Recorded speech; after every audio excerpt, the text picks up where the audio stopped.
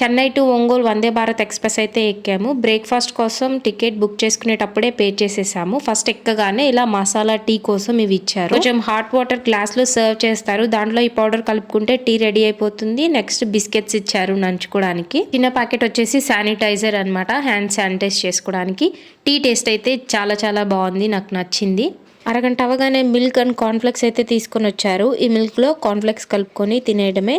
ఒక అరగంట అయ్యాక మెయిన్ బ్రేక్ఫాస్ట్ అయితే తీసుకుని వచ్చారు. వెజ్ అండ్ నాన్ వెజ్ ఉంటుంది. నాన్ వెజ్ అంటే ఏదో చికెన్ ఉంటుంది అనుకోవద్దు, జస్ట్ బ్రెడ్ ఆమ్లెట్ అలాంటివి ఉంటాయంట. కామన్ గా ఈ డ్రింక్ అయితే ఇస్తారు అండ్ కేక్ ఇచ్చారు.